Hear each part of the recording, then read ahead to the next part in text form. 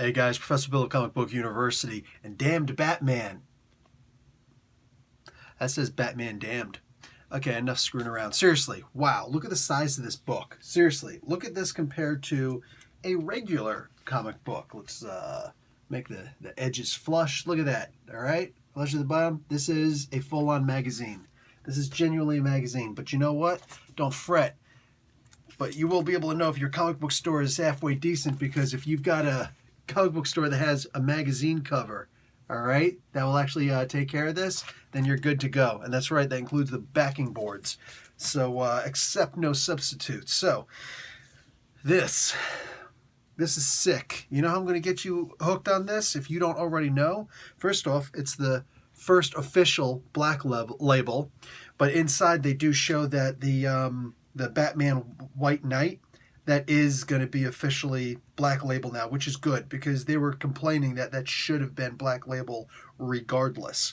So no advertisements in here. Yeah, I don't remember seeing any advertisements. Not a single page in here with advertisements. Every single page in here is pure comic book. So it's worth the, what is that price? It's like $2 more than a typical comic book. It's like $5.99 or something like that. $6.99 US. $7 US is not bad for a full-size magazine, all of that. And dude, I can't even begin to tell you how amazing this art is inside. All right, so let's get talking about the comic book in and of itself. Brian Azzarello is the writer. Lee Bermejo is the artist, and he did the cover.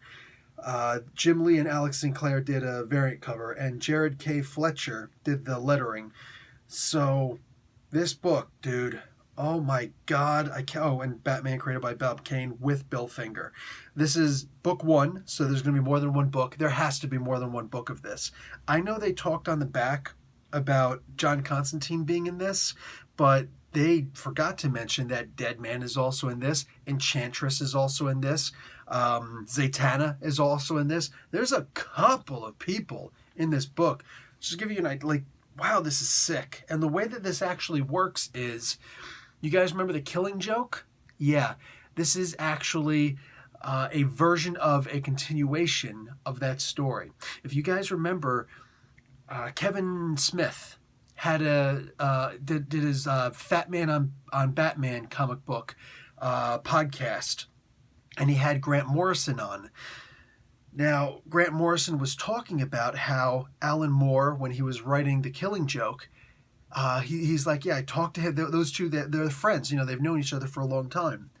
And he's like, did you notice at the end of the book, the thing that nobody else seems to have noticed about the book? And Kevin Smith was like, what? He's like, Batman killed the Joker. He's like, well, what are you talking about? No, he didn't. No, he didn't. He's like, yeah, he did. Look at it.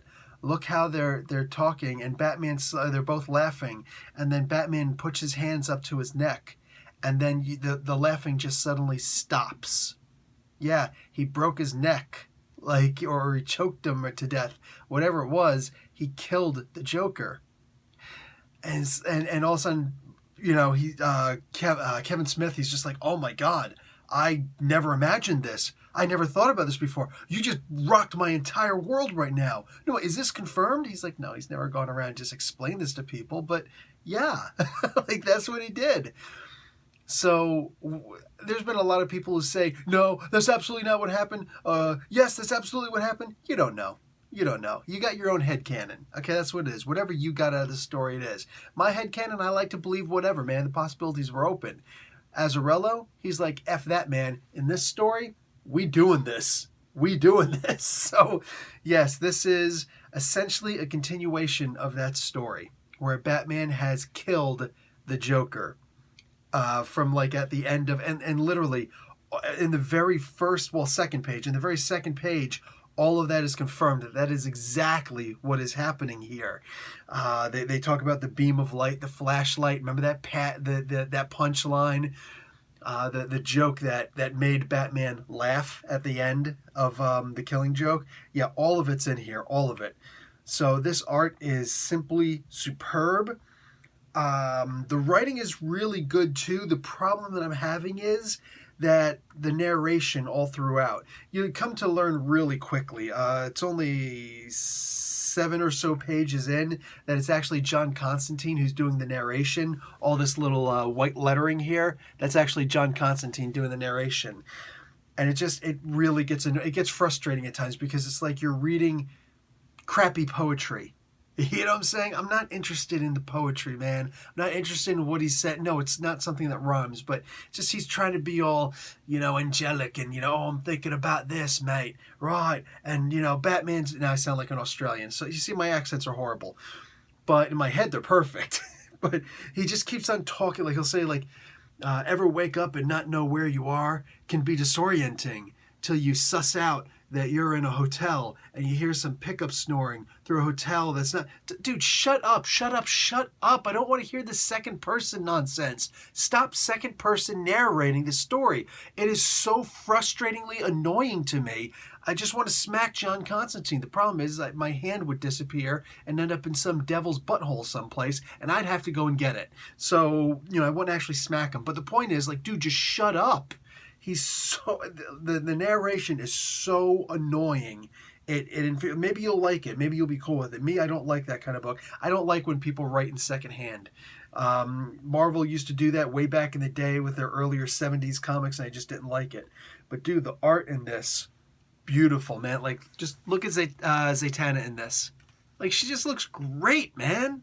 Everything about this comic book, except for that narration, is freaking beautiful, and it just keeps going. There are like 3 parts in here where I'm like, this comic book is going to end, right? Nope.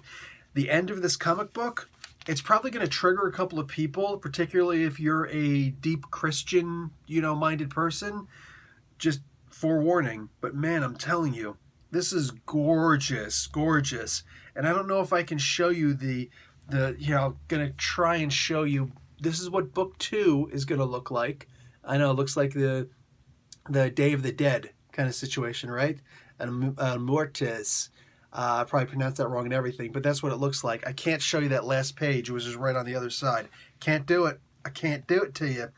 But, yeah, man, I got to admit, for $7 American, this was great. Just, again, make sure that you're going to get your giant size magazine cover to go with it, because you do not want this book to go to waste. This is a gorgeous book.